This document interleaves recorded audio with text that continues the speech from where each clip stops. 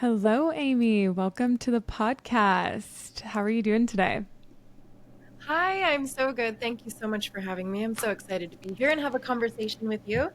Yeah, I'm excited too. I'm excited for us to drop in and talk about all things holistic health. So, that's actually where I'd love to start. I would love to hear a little bit more about your journey and how it led you to this passion and message about holistic health. Mm. Yeah, I would love to share that with you. So I grew up really sick. In Mm. my early and late teens, I got diagnosed with, well, I guess in my late teens I got diagnosed, but in my early teens I got really sick. And it was all female related, all hormonally based. And for the first few years, I was just told, oh, well, this is all just a part of becoming a woman, a natural part Mm. of life. You're going to be in pain and all of these other things. And so I tried to just grin and bear it for as long as I could. But then I started to realize that I was suffering more than everybody else. And it was different. And I was suffering outside of even my cycle. And it was a wild time. And so I eventually got diagnosed with something called endometriosis. And so chronic pain disorder, lots of different things happened there, but I ended up going through the medical system and getting a lot of different drugs, a lot of different hormone therapies, a lot of different surgeries. It was quite a trying time, to be honest. Mm. And eventually, I needed a change. I was on all of these different drugs, painkillers, birth controls, all sorts of things, and I was still having regular pain. But then I was starting to have other symptoms from the drugs and things as well, digestive issues, headaches, and just not feeling like myself, not having much energy and things. And so I kind of just had this moment of clarity of, you know what, I'm going to go off of everything and start from scratch just to see what's serving me and what isn't, and to get to know Mm. my body, to see how it's working versus what's not. And that started this really beautiful journey of let's see what's out there. Let's see what I can Mm-hmm. do to help mitigate my pain, help treat my body, help understand, like help myself understand my body more and what's going on instead of just what people are telling me. And so it was a bunch of playing around with different modalities of therapies, different doctors, naturopath, that was really helpful as well. And what I learned through all of that is that it is not just about one part of you. Mm. Especially when it comes to female health, it's not just about your bits, even though I know that's exciting and that's what everyone wants to talk about. It's about so much more. When I started learning, oh, if I support my gut health, it's going to support my hormones. If I support my liver health, it's also going to support my hormones. If I decrease my stress, it is going to help reduce my pain. And so, learning to love the word holistic, the fact that everything that you're doing, thinking, being, are around, internally, externally, affects everything else. We're not segregated into these pieces. We are one functioning body that has its own community going on, working together and things, or not, inside of you that is interacting with your external environment as well.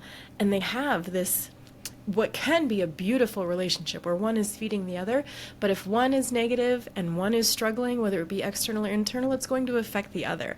And so learning all of that and being able to look back on it, because hindsight's always 2020, but I can see Mm-hmm. where consistency changed my life, where messy action changed my life, where self-belief really helped me go through all of those hard times, how my self-worth had to increase, and all of that you Mm. don't hear talked about in a health journey. And so the Mm-hmm. fact that the two of those go so well together is what has led me to where I am now. Speaking on holistic women's health is how it started, and now it's grown into holistic self improvement because they all feed each other. Mm-hmm. Mm. Yes, I am so grateful for you sharing that story. And you did it in such a succinct, beautiful way while giving us so much insight into what you went through. And I mean, yeah, you're on holistic hotties. I so back everything you're saying in this world in society where everything is so separate, right? Like we, especially in conversations that we have with doctors, typically like in allopathic medicine or more Western medicine, these conversations about what's happening in our gut are completely separate from what's happening in, our endocrine system and why we might not be sleeping well. And like there are very few conversations that are happening in Western medicine talking about how everything is connected. And I'm curious a little bit more about that journey for you when you started to do this uncovering, when you started to learn more about how everything is affecting everything else and the interwoven nature of everything. Were you met with resistance when you started seeking help and seeking guidance, or like what was that journey like for you? I was met with a lot of resistance from the, like you said, the Western medicine, those doctors that I was still doing my best to stay in touch with and keep them posted on my journey and what I was doing, even though they had very much advised against it. Mm. But even me coming to them with, hey, what do you think about dietary shifts for the sake of my hormones and how I can, oh no, diet's not relevant at all. Mm. Oh my goodness. Oh, but it is. Oh my God. Mm-hmm, mm-hmm. What about my sleep? Is there anything we can be doing for my sleep? What about like, and they were just like, No, no. This is about your uterus and Mm-hmm. just take the drugs. And so I Mm-hmm. ended up actually, I mean, I use the medical system, of course, when there's an emergency and things, and they've helped me. I mean, I had a life-saving surgery one time, but again, Mm-hmm. that was even hard to get. So I use the medical system, I see it for what it is, but it's very reactive instead of proactive. And so I started to seek people and modalities and professionals that were very much into proactive health Mm-hmm. and looking at my body as a whole. And Mm. that really helped so much. And so I started shifting into that. I found an awesome natural path that was so lovely. And just feeding myself with communities that weren't detrimental to my health, that were actually Mm-hmm. supportive of health. And this is a little bit, it's hard to say, but I do find that when you have a certain chronic illness and you go and join these Facebook groups, unfortunately, a lot of them are supportive of you being sick, not being healthy. Right, right. Your illness becomes a part of your identity. And the second you step Mm-hmm. outside of that identity and try to do something positive for it, you almost feel separate from these communities because they're supporting you in being sick. And they almost don't even want to hear how well you're doing, how you have discovered things that are getting you healthy. And they like to be in there. It's a very victim mindset, and it's not going to help them get better, unfortunately. Mm-hmm. And so where are you even exposing yourself to certain people and certain groups? Are they supportive of your goals? Are they supportive of your health journey? Are they supportive in your values, beliefs, and all of these things? So that was really eye-opening as well. Mm. Yeah, that's extremely interesting. I'm sure you're familiar with Joe Dispenza and his work around healing, and that was one of the biggest takeaways I read from, or I took away from one of his books, is that Mm. especially when we are trying to heal our bodies from chronic illness or any kind of sickness, we have been attached and identified with the version of self who's sick, with the version of self who feels pain from the moment we open our eyes. And because of that attachment, the separating from that, like in the version of self that's healthy, is actually a very disorienting and uncomfortable process. Like the separating and reconstructing of a version of self that is healthy, that doesn't immediately identify with pain or sickness or the past of being sick every moment that we open our eyes. And it's a very difficult, like I said, process of choosing to believe that a healthy and new version of self exists. So, will you tell us a little bit more about that process, that choosing every single day to believe in the version of self that we're moving towards? And I think you mentioned a little bit earlier, this self belief, and especially in these times where you might feel like physically weak if you're sick, or maybe you're not even experiencing sickness, but just feel so stuck in those moments of like hopelessness or cloudiness, like choosing that there's a version of self that exists separate from the one that we identify with now. Hmm. And it's okay if you can't see the full picture at the end. It's okay if you can't Mm-hmm. see from 0 to 100, from the bottom of the mountain to the top. Mm-hmm. It's okay. It's about seeing the next step. It's about doing Mm-hmm. what it takes to get to the next step, even if it's messy, even if you have to do it unwell and imperfect. Mm-hmm. And self-belief and self-worth, looking back, and now it's pillars of everything that I do, that everything that we do at Next Level University is any success journey takes those things, whether it be a journey of health success, relationship success, anything. These two pillars of self-belief and self-worth play huge roles in any kind of journey.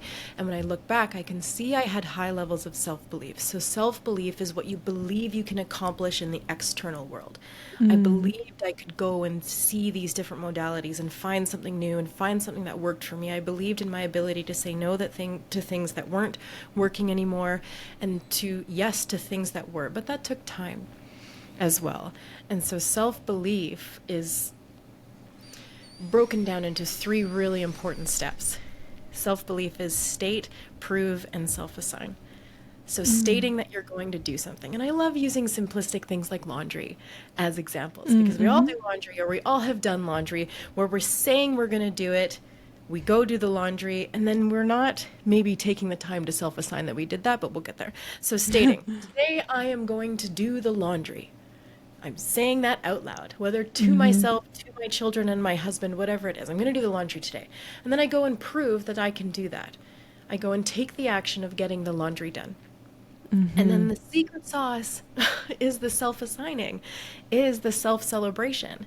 I said I was going to do this thing. I did the thing, and I proved to myself that I could do it. Yay me. And I love using laundry, because how many people are celebrating for doing laundry? But if you can learn to celebrate and self-assign the little things that seem mundane, like laundry, you can do it for the big things as well. And some of us only use the big things to build that part of us, and are missing opportunities in the little things we do every day to build that self-belief. So how can you break down the state, prove, and self-assign into something that is so ridiculous, something so mundane and so small that you maybe do every day but aren't giving yourself credit for? And fight with your brain when it tells you it's ridiculous. Oh, I should not be giving myself credit for doing my skincare routine, or for brushing my teeth twice today, or anything like that. But if you can do it for that, you can do it for anything. If you can learn to fight yourself for not giving yourself credit to actually giving yourself credit for the things that you do, it's going to help build self-belief. It's going to help build that piece of you in the back of your mind. That's so, so important. And there's so many ways we can sabotage getting to that self-assign. So yes, I did the laundry. I said I was going to do the laundry. I did the laundry. Oh, but I should have done more. I should have actually also folded it and put it away. I should have done these. And you'll take yourself off the rails and give yourself some reasons to not celebrate and assign the thing that you did. So just watch for that little bit of a should shame spiral that can happen in between there. I think a lot of us are doing that a little too much. And then self-worth. So self-worth is the reason I was able to say yes to certain things, to say no to certain things, to be able to see that those communities were not serving me. And stepping away from them, even though it hurts my heart so much to do so, because you also try and like be a hero, and you want to be in there and be like, I can help you, but we can't drink, right? And so self-worth, building that, has allowed me to be okay with having people in my life who are actually of like and in alignment with my goals.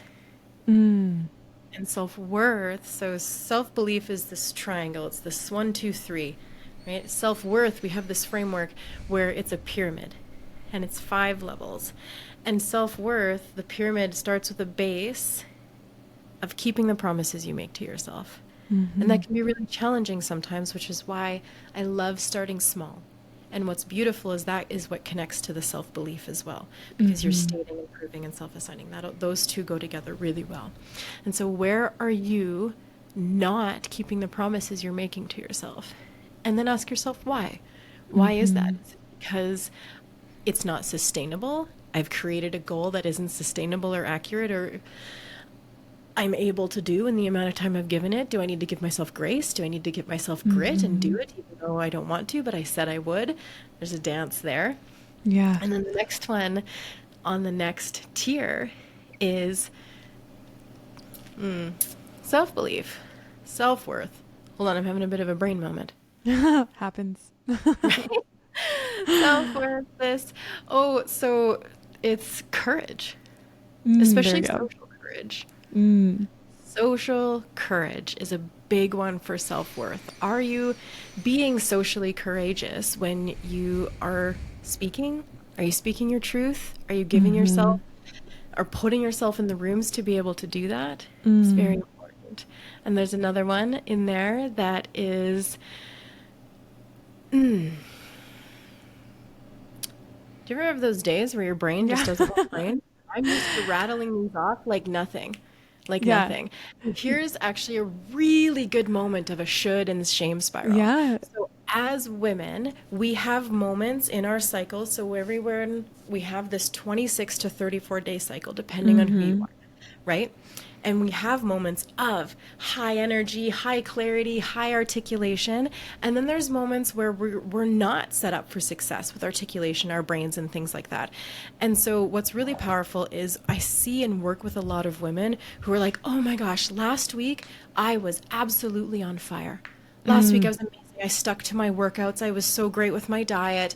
I wanted to have fun and go out with friends. And this week I am a potato and my brain is not working. And they take that on as I suck. Right. Uh-huh. But that is our natural state of being. So where Mm-hmm. can you give yourself grace and permission to flow within that natural cycle? So last week I was articulate as all hell. I was in my season of articulation, right? Uh-huh. This week, I'm a little under the weather as well. Yeah. And I'm in my season right before my inner winter. So, right before my period. So, your brain is just like down here. Mm-hmm. Yeah, And so, I resonate with this, all of this. Yeah. because you're a woman, right? And Uh-huh. so, where can you understand yourself as a woman and then give yourself grace and understanding and lean into the seasons? So, Mm-hmm. there's a huge part of me that would have been like, well, because I'm not going to be as awesome as I was last week, I shouldn't do this thing Mm. today. Yeah. So, where can you give yourself permission to, when you're at 40%, be okay with that 40%, but Yeah. give 100% of that 40%? Totally. Because your Totally. 100% looks different all the time. And even just me leaning into that, giving myself permission to take messy action, leaning into grace and understanding and pivoting and all of those things, that right there is something that can build self worth as well.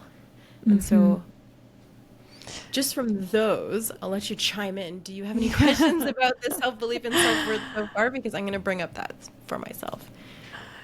I mean, there are a few things I want to double click on. I love this notion of self-celebration.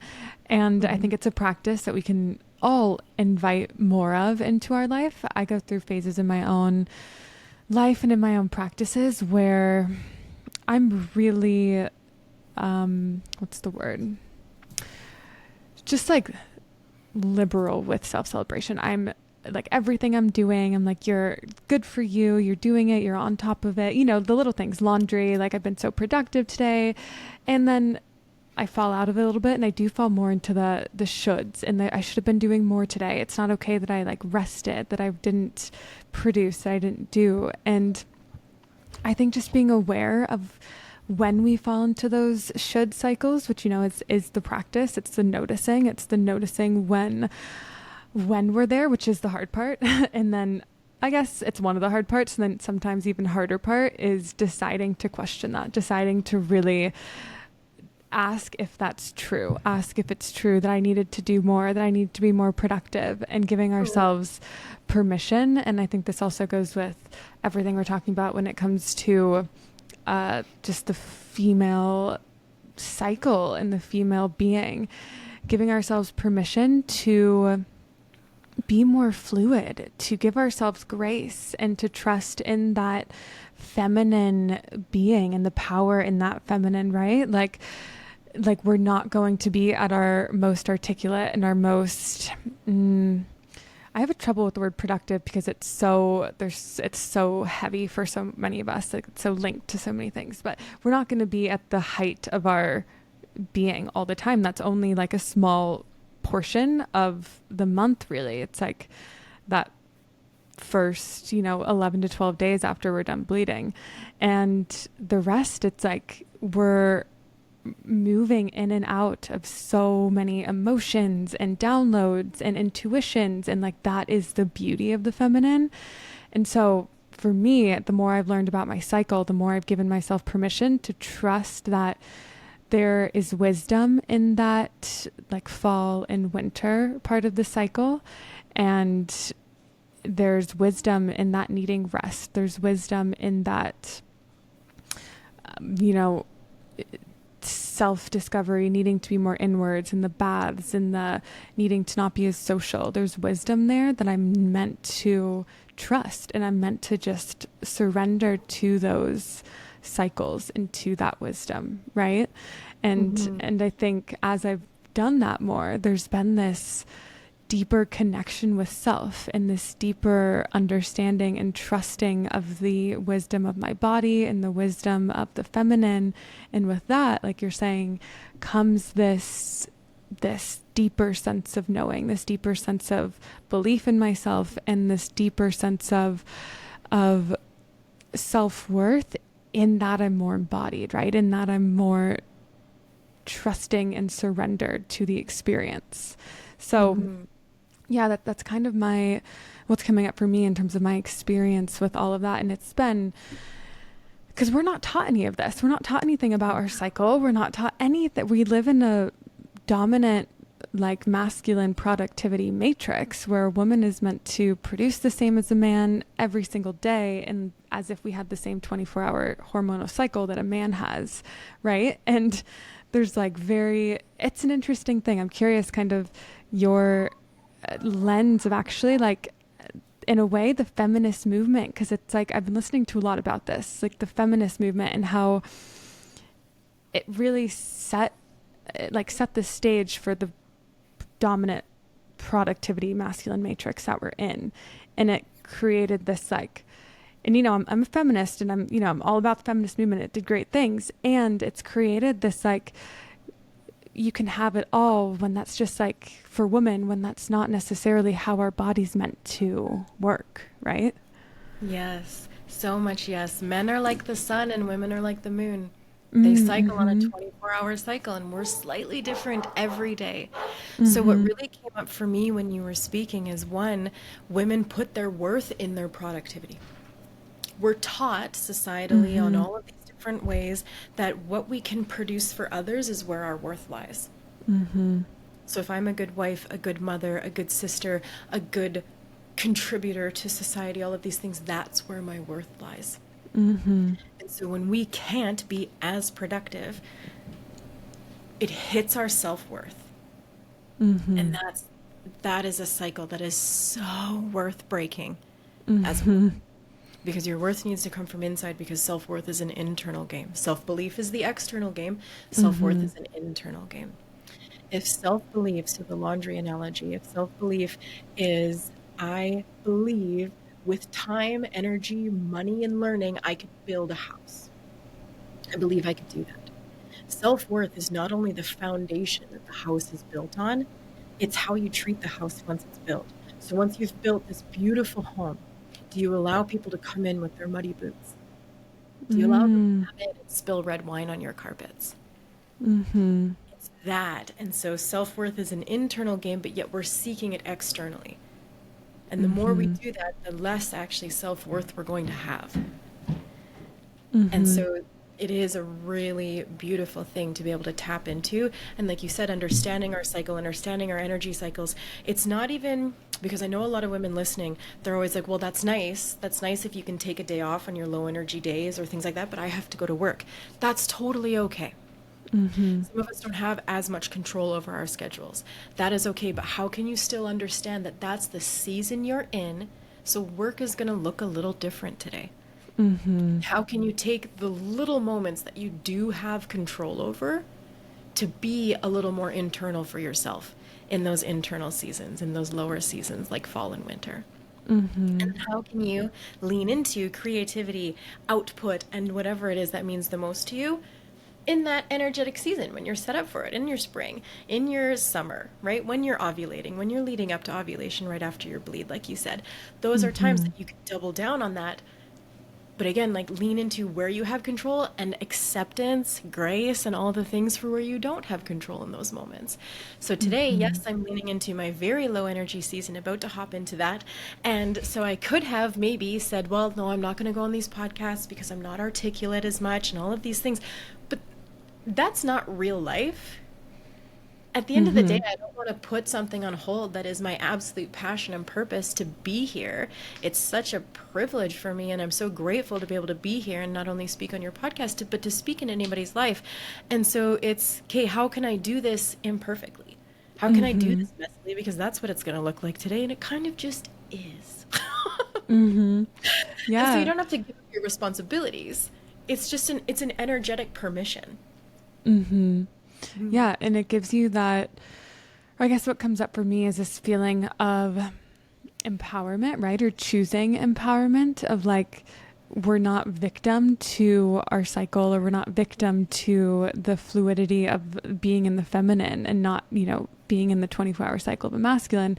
We're not victims to that, but we can actually learn how to leverage that to be so in sync with our Mm. body and with the cycle of the feminine that will actually like will have more power. Like when we do create output, it's profound and it's potent. We don't need to be creating the same amount of output every single week of the month, because when we do sit down to create and channel through us and allow for output, it's potent and it's true Mm. and it's genuine. And so then when we are in our winter seasons, in our fall and winter, we can trust that the way we show up will be perfect and allow for its own kind of divine alchemizing with wherever we are in our cycle, right? It's not like one is necessarily better than the other. I think that's Mhm. also kind of the thing that we fall into, this like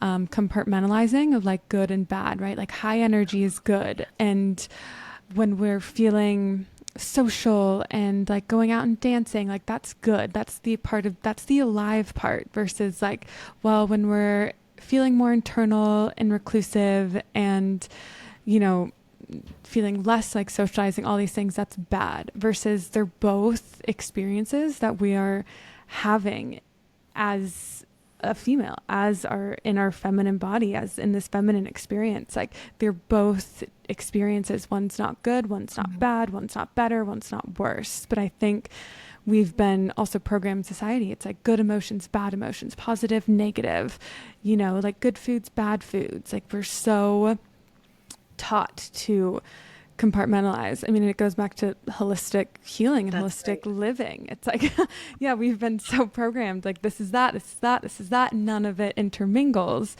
but Mhm. it's not that. It's one experience, right? There's not good, there's not bad. There's just both.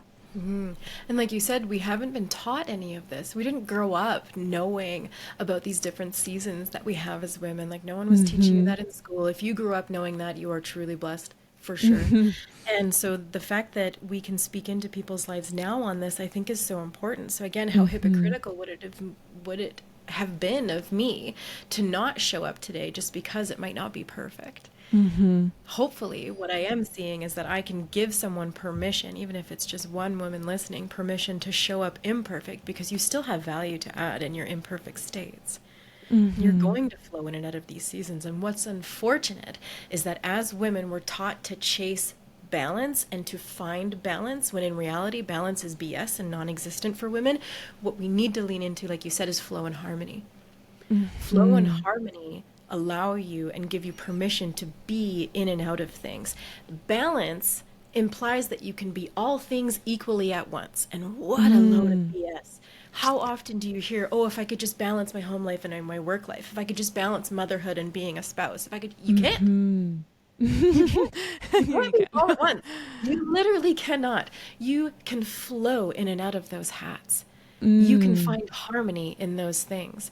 So this morning, I was in my motherhood role. I was with my children all morning, and I gave that momentum. What I love is the analogy of the spinning plates. Have you seen those people where they hold up the sticks and they spin the plates and they have all the plates Mm-hmm. going? That's fabulous. And so this morning, I had my stick, I had my plate, and it was my motherhood plate. It was my family plate. And so that has momentum now. I gave that momentum, I gave it attention, and I'm going to step away from it to be on this podcast with you, trusting that the momentum I gave it this morning is still there. And now I'm flowing into my hat of passion, purpose, speaking, Mm-hmm. all of these things. That's getting my focus and momentum right now. Mm. And then I flow into Mm-hmm. something later, something else. Mm-hmm. all can be going. But what's really, really important for women, because like you said, we see so spectrally. We have this beautiful thing where we can see so spectrally, and we can hold mentally, physically, emotionally, all like a lot of space and a lot of different things. So what's really valuable for us as women is to understand that we have a lot of plates, and that's really beautiful. We're able to manage a lot of plates. How can we discern what plates are glass and what plates are plastic? The glass plates are the ones that are the most important to you, the ones that you don't want to lose momentum, and the ones that you don't want to fall. The plastic plates, how can you give yourself permission to have areas in your life that are plastic, and if they fall, it's not a big deal. You can pick it back up. It's not going to break. And the I super love that. secret is who's spinning all the plates. It's you. So if you fall, all of the plates fall. So how are you taking care of yourself? How are you holding enough level of self-worth, which I have the answer to now. We'll go back to it. To be able to keep those plates spinning by giving yourself enough time, care, attention so that you can keep all those plates spinning.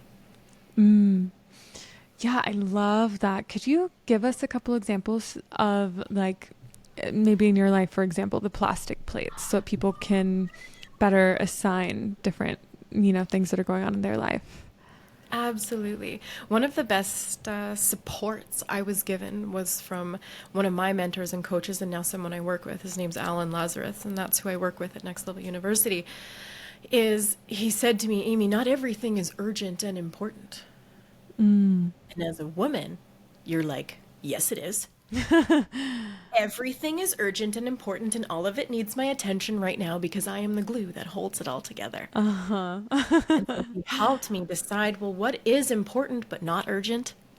What is urgent and important? What actually needs that kind of energy and time and care versus what's not important? And just to be able to categorize those. So things that are glass plates for me. So my main focus, and I like three. Three is not too many, but it's also not too little. It keeps us busy enough, right? One thing is a little too not enough for a woman. We like a little bit more, but not too much, because we're honestly people who are like, oh no, I have 10 glass plates. No, you don't. You don't need Yeah. to. You don't need to. Yeah. Trust me. 3 glass plates. Okay. My biggest glass plate, my most important one, is my family and my household. Right? Not the household as in the laundry is done, because it's absolutely not, but the energy and the love and the feeling and the care in my home to make sure that we're all great on a team thriving together. That's one of my glass plates. Another one is my health. If anything, actually, that's the one I put the most energy and effort into, because again, if I am not good, all of those plates fall. And I come from a space of chronic illness, so I have a lot of not scarcity anymore, but just high awareness of what it takes for me to be healthy. So endometriosis doesn't exactly go away, but I have it under such maintained control. I have no pain, no symptoms, nothing. But I do things every day to honor that and to make that a priority. And so my health, my family, and this is my work, my coaching, my group coaching, going on podcasts to not only add as much free value to the world as I can, but to practice my craft in articulation and speaking and all of these beautiful things. And so those are my 3 things that don't fall. And so everything else, sometimes that's saying no to social events. Sometimes that's saying no to, the weeds that are popping up in the outside yard. Does that need to be given my full attention right now, or can it be a bit of a jungle for the sake of these other things? Absolutely it can. It's not urgent and important.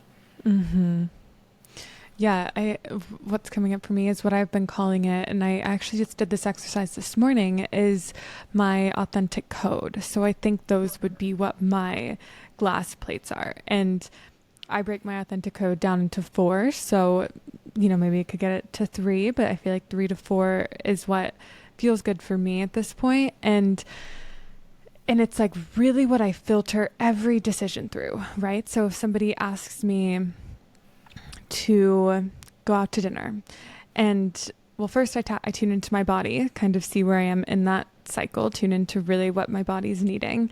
And then I filter it through those authentic codes, those 4 categories or 4 plates in my life where I'm like, is it spinning? Does it need more momentum? Right? It's like sometimes even if like, cause, conscious and authentic connection, that's one of the plates, right? But like, if that's been spinning, if I put a lot of my time and my presence into cultivating conscious connection over the weekend, maybe if somebody asked me to go to dinner tonight, I don't need to say yes, right? Like tuning into where the momentum is in each plate at any given moment, and like seeing where one's lacking, one's slowing down, and like it's this, yeah, I can visualize it, this just like dance of harmony of like, hey, where's it all, how's it all living? And I love that, I guess just reorientation around harmony and flow versus balance. I love that because, yeah, balance is definitely a buzzword in the like health and wellness space, and it's not that I don't like think that's a great word. I see the place for it, but I, especially as it relates to the feminine and for women listening to this, harmony and flow is, it just resonates on a different level than balance does in my body at least. And so that invitation to really reorient around our lives, like zoom out and ask ourselves how we can invite more harmony and flow into our lives versus maybe more balance, and seeing what that means for us, because I think that definition and the manifestation of harmony and the manifestation of flow in each of our lives will feel and look different. Mm. Yeah, I agree. Definitely. Yeah. And so I love that you have filters that you run things through, and we all have these filters. It's whether Mm. we're using them or not. Mm-hmm. So if we can Mm-hmm. tap into what those filters are for ourselves, and what's really beautiful is some of them we get to choose and grow into, and some of them we actually just have to uncover because they're already a part of us. And Mm-hmm. so, three really powerful filters that we all have are our beliefs.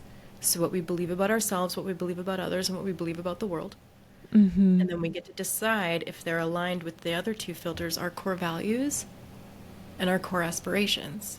It's very Mm-hmm. past, present, future. And so, our past dictates our core beliefs. Mm-hmm. So, use it. Let's bring back chronic illness. Do you believe it's possible to be pain free? Mm-hmm. Okay, well, I'm a living version of that possibility. Okay, so do you believe it's possible? Yes. Do you believe it's possible for you? Those are two different things. Mm-hmm. And then it's what do you believe about the world that either feeds that narrative or hinders that narrative. And so Mm-hmm. running those, and then your core values. Now, core values are really beautiful. They're something that you uncover or discover within yourself because they're already there. And then once you Mm-hmm. discover what those are, you can start seeing points in your life, decisions, things that you do as, oh, this was really aligned for me and it felt really good. Oh, because it's attached to this core value. This thing that Mm-hmm. I wanted to do, but didn't feel good and didn't go how I wanted it to, like why? I still can't understand why. Oh, because it was misaligned with the value. Mm-hmm. So that is a really powerful filter to be able to discover and put in place for yourself. And I love, like Brene Brown has an awesome list of core values. You can Google it and just highlight the ones that resonate with you and Mm-hmm. cross off the ones that don't, and then try and clump them together because as the feminine, you're going to highlight at least 30. Yeah. You're going to love them all. They're going to be so wonderful. You're like, oh, I love this one. I love this one. I love this one. Great. Yeah. Me too. I had like 35 to start. But then I started grouping them together. Oh, a lot of these fall under the category of what I would call growth. Ooh, a Mm-hmm. lot of these fall under the category of what I would consider freedom. Mm-hmm. Freedom is freedom, love, and growth are my top three. If you want to step into four, it's integrity is the next one. But Mm. freedom, love, and growth, 3 to 5 is always good. Like you said, you have four, perfect. 3 to 5 Yeah. is amazing. And so, but freedom being that one, oh, you can see it in every aspect of my life. I work from home, I make my own hours, I homeschool my children. Like it's just very Cool. prevalent. And then I can go back and see like where things weren't aligned that I thought were going to be. And oh, it's because it went against that core value. Mm-hmm. And so discover them, group them together, and then those are your filters. And then core aspirations are your goals, are where you're looking towards the future. So what is your next goal? What are you aspiring to do, become, all of these things? Mm-hmm. And then do your beliefs and core values go along with that? And how can you step into that? And then making sure you're bringing in self-belief and self-worth, and making sure those pillars are as strong as possible.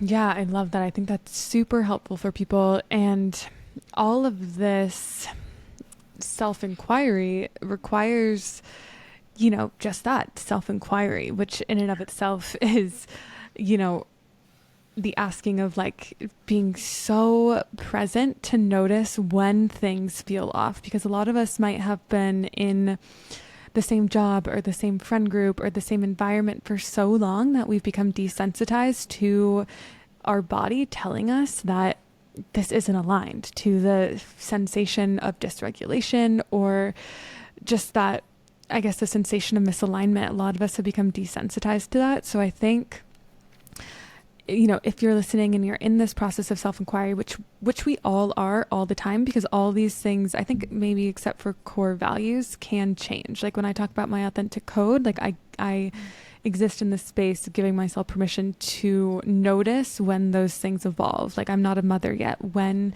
I enter motherhood, I know that my authentic code will change. It's inevitable. It will. And even yeah, I'm sure. And even I'm engaged, but when I enter marriage and a deeper commitment and enter into the role and identity of a wife, I'm sure my authentic code and those filters that I'm sifting life through will also change. So giving ourselves permission to allow for those to evolve. I think, like I said, maybe with the exception of core values, like these things that are the foundation of our soul, but even getting to the point where we're uncovering those, again, it's this self-inquiry, and that in and of itself is so courageous. So if you're listening to this, if you're in the process of self-inquiry along with us,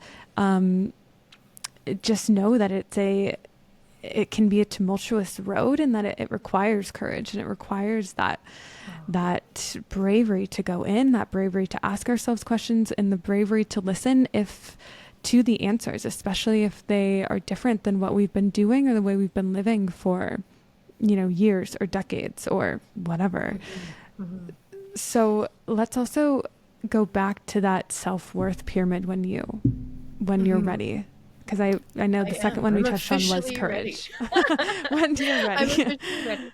But Okay, cool. I do agree with you, and I do think even our values can evolve or become deeper. So as an example, I was just talking about my mentor Alan. He has deepened a level of his core values into a deeper understanding. One, it started as integrity, but it turns out, or maybe it was integrity, it was something, but now he's deepened it into candor. He values truth so much, even if it's hard truth, if it's anything like that. He values truth so much that it is a core value of his. And he discovered that was a deeper layer, a deeper, more pinpointed truth of one of his ones that he already had. And so you can permission always to evolve, expand. Your core aspirations, your goals, the things you're working towards, sometimes those pivot. They do change based on what you're doing now, and vice versa. And so always permission to evolve and pivot when you need to if it's more aligned, and permission to always discover yourself on a deeper level, because there's always going to be more to discover. Self-awareness is a superpower. And it can be tough work sometimes. You do have to have humility. You have to have the ability to be honest with yourself and where you're at. But if you can dive into true self-awareness and self-acceptance and humility to be able to start where you're actually starting, where you're actually at, you're going to build a beautiful foundation to build on whatever your core aspirations are. And so humility is also a superpower. And so the self-worth pyramid. Let's get back in. So we had self-belief, which is 3 steps: state, prove, self-assign. The self-belief pyramid, talked about at the beginning, it's the promises you make to yourself. What a beautiful foundation to start with, because it's connecting into self-belief. The next one, I skipped one, courage is after, is boundaries.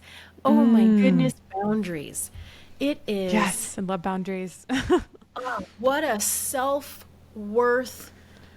I mean, it's like a Mario Kart booster for self-worth. Toll road. When you can set healthy boundaries. And I'll just go quick with this. There are so many people setting boundaries poorly and wrong out there. They're stating boundaries as rules. And so rules are things that people are supposed to follow, but we kind of don't have control over that.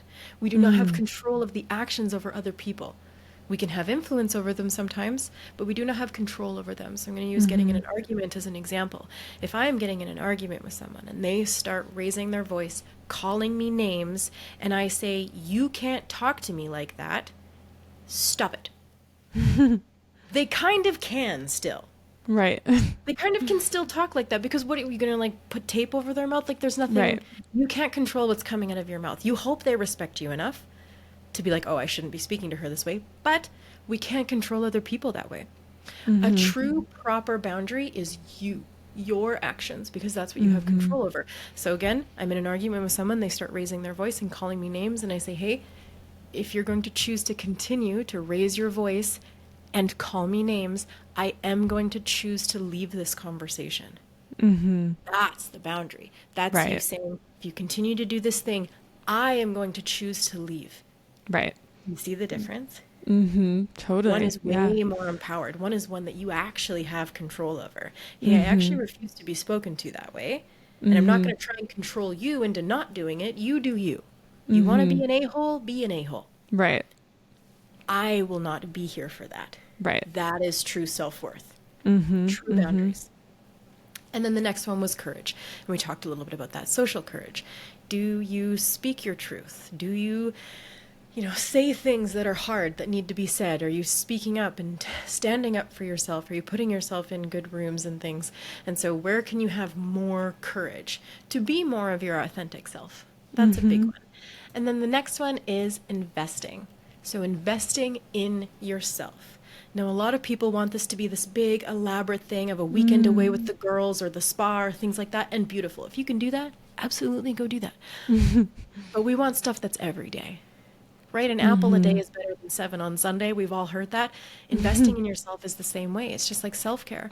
It's better to do it every day in these small moments than to do it once a year on an elaborate trip. But again, do that if you can. Amazing. But if you can do something every day, it's going to build more. It's going to build faster. It's going to build stronger and better. So where are you investing in yourself every day? You listening to this podcast is investing in yourself. You learning, you making yourself the perfect cup of tea and drinking it while it's hot instead of letting it get cold all the time and drinking cold tea.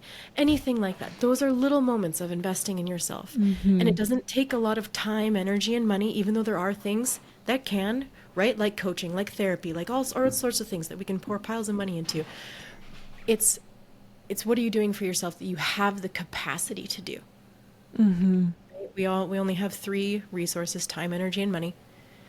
Where can you put those into yourself once a day? And it doesn't have to be money. Listening to this podcast, prime example, right? Amazing. And then the last one is comparison. Comparison can be a really beautiful and motivating thing, or it can be absolutely detrimental. Right. So are you comparing apples to apples? Someone who is in a similar situation to you? Or are you comparing to something that is completely irrelevant and is going to be detrimental to you? We talked about the difference between men and women. Are you comparing your energy levels to a man? Theirs are different. They're different every day. I mean, Right. they're the same every day. You're different every day. Right. Right? Yeah. Are you comparing yourself? So let's say me, as almost 40 years old, comparing like 40-year-old homeschooling mom who lives in the country. I live on a dirt road. Am I comparing my fitness journey to a woman who is in her early 20s, has no kids, and lives in the city? She has way more access to certain things, more time, more energy, all of these things. Am I going to do that at a detriment?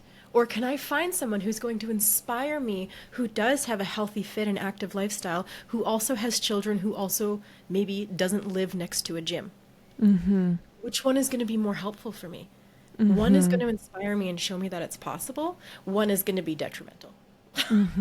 Yeah.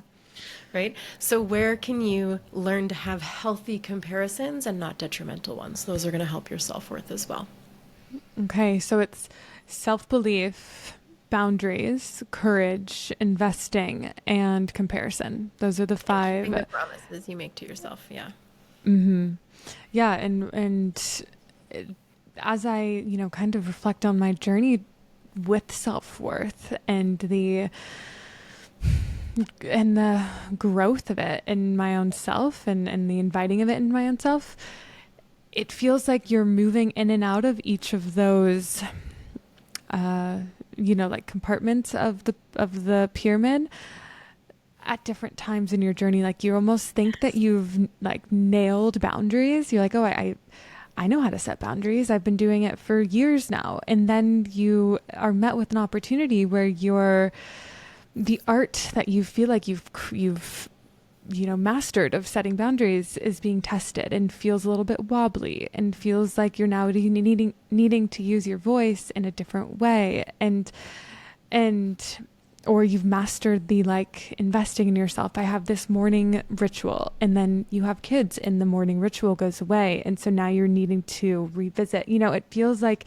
it's not, with any of this whole conversation, it's not a destination, right? It's a continuous journey, and it's not straight up and to the right. And especially with self-worth, it's this like, what is it called? It's the DNA spiral. So you might revisit the same compartment in the pyramid, but even if it feels like you haven't made any growth, you're still ascending the spiral.